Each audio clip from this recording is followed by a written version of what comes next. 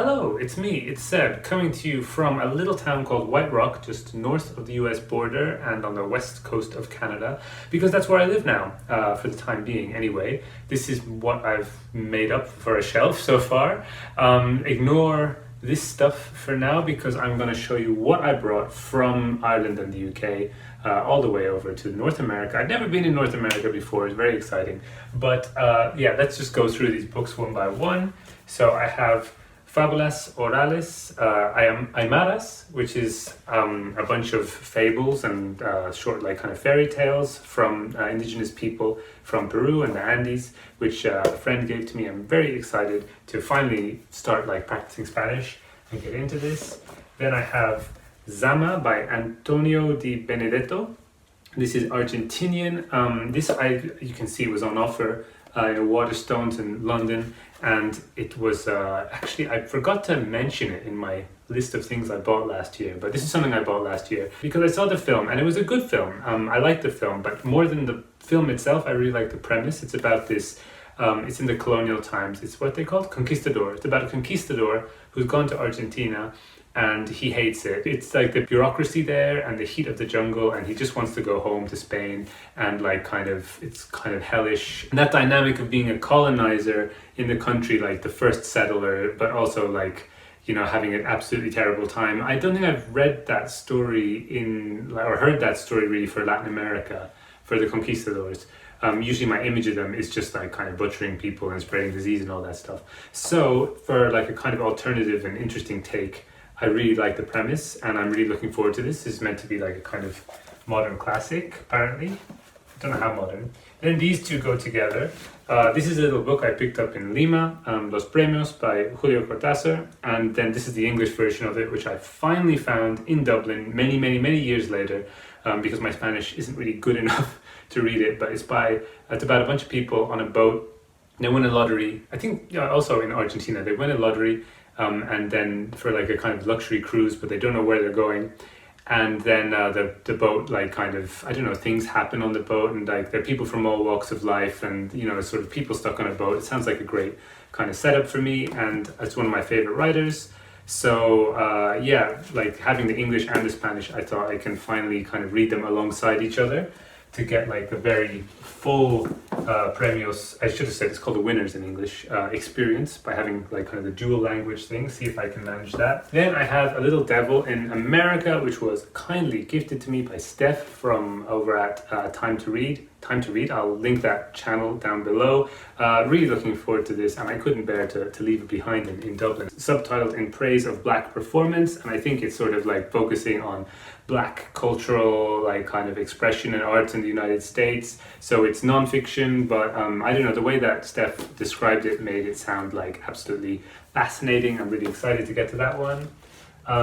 Then this huge last year's Christmas present to myself, also on sale of course, Nostromo by Joseph Conrad.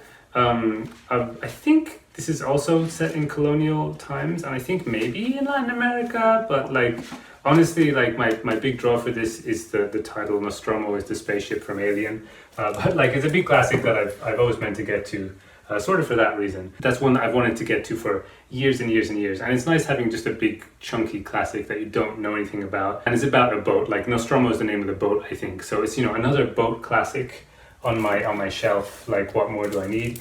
This is Siren Namura. I had a very small horror manga collection on my shelf in Dublin, which I was very happy with, and this is the only one I took. This is the one which is most precious to me. I haven't even opened it yet since I got it in Japan, which was one reason why I brought it here. I thought I can't leave it unopened. I've read it before, but like this is sort of like the original version, and it's got other stories in it that I hadn't read, I think. So maybe that's a Halloween-y thing that could happen. Oh, I should have said by Ito Junji. But yeah, the Siren story at least is set in Japan, like in a rural village where I think that the young people have gone away, and then something happens and they come back and things have changed. And the old people have gone kind of crazy, and it's sort of like a social satire thingy, but it's also horror, you know, it's great. Then Spinoza by Gilles Deleuze. And Spinoza is a philosopher who I never really understood properly, but who I would like to understand, and who sounds like kind of amazing. And Gilles Deleuze is a philosopher who I do really like, and who is kind of like, one of his things is presenting like his own unique spin on famous philosophers. So like this is probably a very, like, I don't know if biased is the right word, but like a very Deleuze-y kind of version of Spinoza's philosophy, which sounds like my way in probably, because actually reading Spinoza would probably be too heavy for me. And then Juan Rulfo, that's the author. The title is Pedro Paramore. The author is Juan Rulfo. Pedro Paramore is one of my absolutely, like, kind of not top tier, but transcended, floating above all kind of tiers level books. It's just phenomenal, and I hadn't read it since I was like in my teens, probably, no, early 20s, but like I kind of dipped into it many times after that. And then I don't know, I kind of kept it in my mind, but I've been wondering, does it hold up? Is it still as amazing as I thought it was? It's about this, well, it's kind of hard to say what it's about, but it starts with this guy whose mother makes him promise to find his father, Pedro Paramore, in the village where she grew up. And so he goes into, it's like a son searching for his father, but then it ends up being far more. And the sort of the main character is this little town, Comala in Mexico.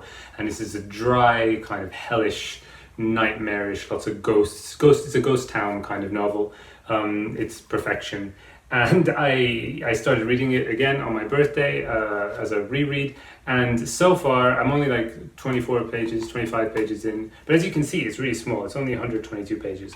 But yeah, so far it completely holds up to what I remember, which is a big, like, kind of relief, but also just really nice, because I kind of thought it might not be as amazing as you know, some things when you read them, like when you're a teenager or your early 20s, they leave a huge impact, and then you're a bit older and you're like kind of, oh, okay, actually it's like one of those things. And it's just because it was the first time I encountered that kind of literature, and there's probably something of that in this, but still I think it's phenomenal so far, and so that's going great.